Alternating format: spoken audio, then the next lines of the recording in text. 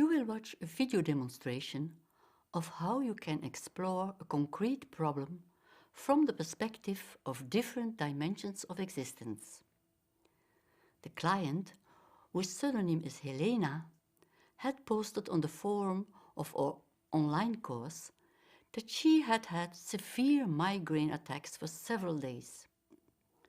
The counselor offered her a session to work with that problem. Originally, this was a 1-hour session. For the purpose of this role-play, we have compressed the session into the essential steps to illustrate how the physical, the social, the personal and the spiritual dimension are addressed during the counseling interaction.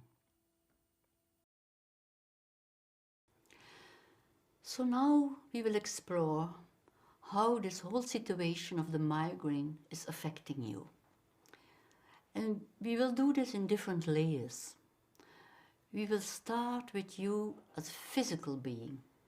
So you can take a little bit time and ask yourself inside, how is this migraine affecting me in my physical way of being? I have to say, it's not easy to be friendly with that. Yeah. Mm-hmm. I wake up and immediately the migraine is there, and immediately I feel sick and I cannot even move. It's terrible. I'm stiff and stay in bed, and I cannot bear any sound or light. I cannot do all the things that I would like to do. Yeah. It's like being imprisoned, really. Okay. Yeah, I feel frozen, immobilized. Mm-hmm.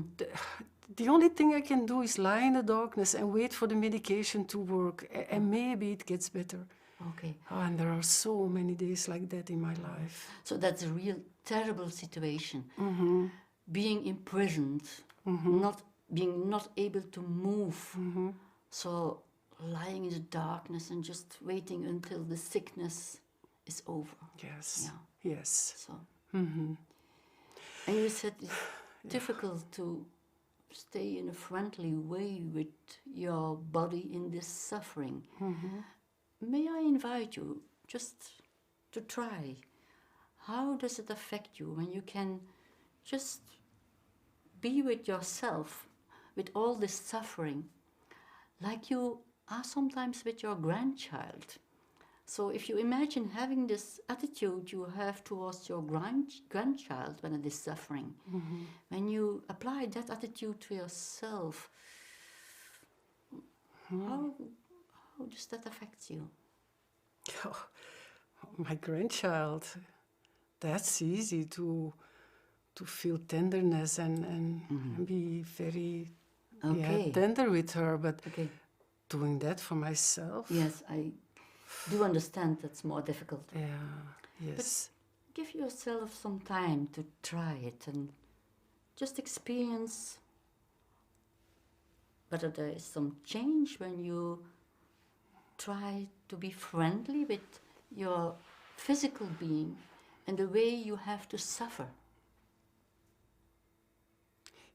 You know, I often try to have some rational thoughts as, okay, my body needs a pose and things like that, but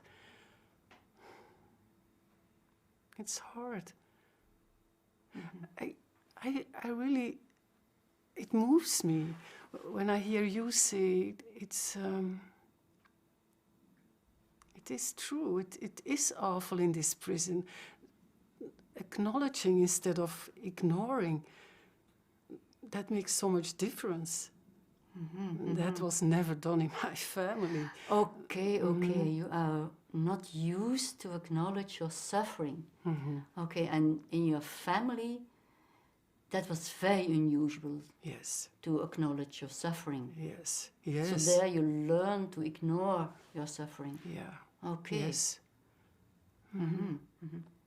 Yes. So, with this issue of your family, we arrived at the social dimension. So, maybe you can say a little bit more about your experiences in your family? And how was that related to your migraine in some way? You know, in my family, when I think about it, across the generations, everyone either had or now has migraine. And the only way we learned to cope with it was ignore it and go to school, university, work, but first and foremost, not talk about it. Okay, okay. No one ever knew.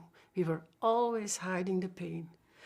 Okay, so you learned not to talk about it. Yeah. And always hide whatever was there. Yes. Yeah. So this must be unusual for you now then to talk with me about your pain. Yes, it is. It is.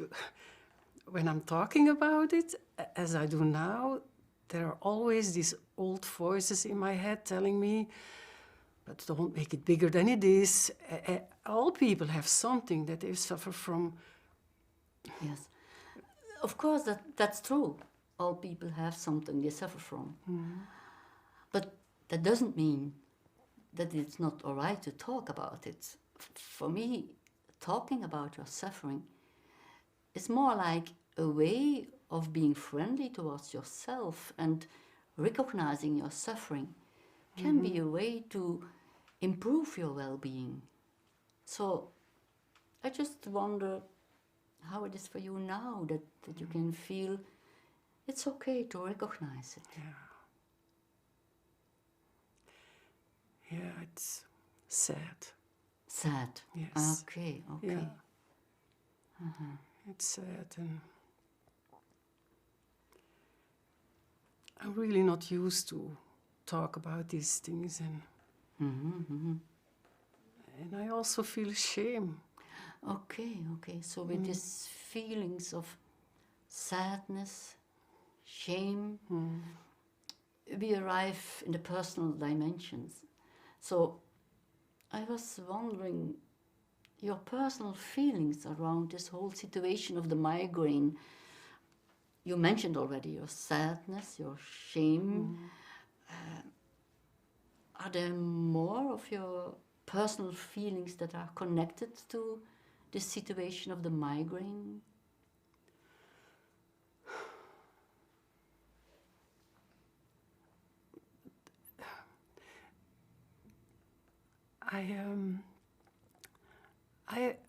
There was some curiosity, like wanting to find out how all these things belong together. But now it's more or less loneliness. Loneliness. The loneliness of And not sharing and hopelessness. Hopelessness, yes. Hopelessness also. Yeah.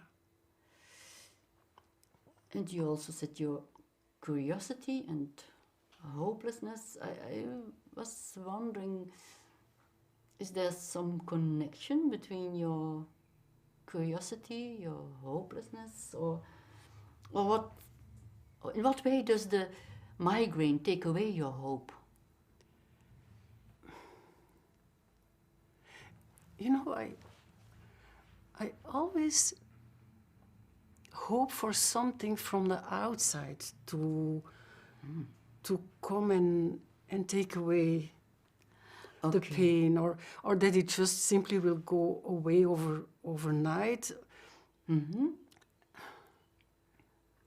Of course, you hope that there is something that can help you and that it will stop the suffering. Yeah. But you say you are always looking at the outside. Yeah, and I know it's naive, but that's what I do.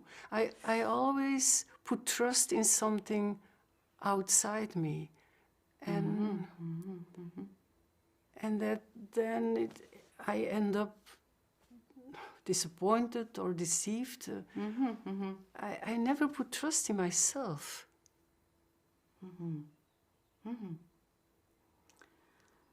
So you discover how you trust the outside and are hoping for medication or other solutions, but trusting in yourself, that's difficult. I wonder what could help you to really trust. You are looking as if this is a strange question. Yeah, my first idea is I don't know. Okay. I really don't know. Okay, but it's good to take your time and ask inside. There, in your wiser self, there is sometimes some sense of what you trust at a deeper level.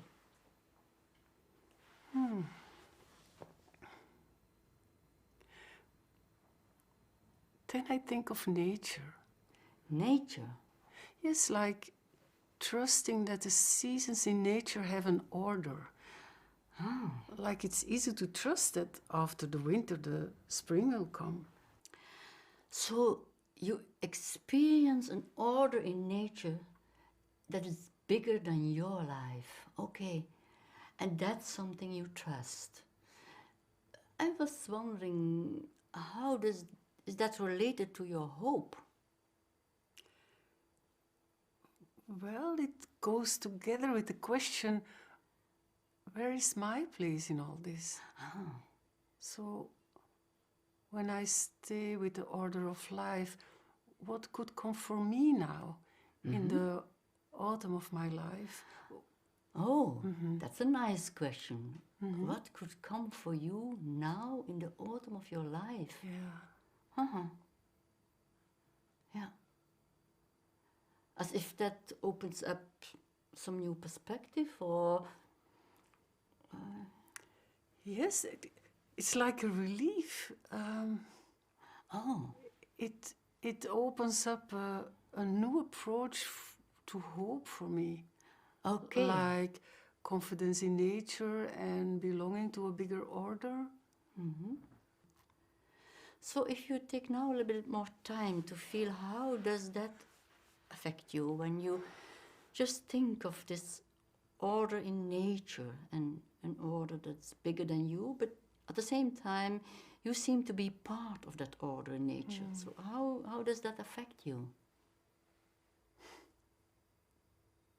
It fills me up with peace.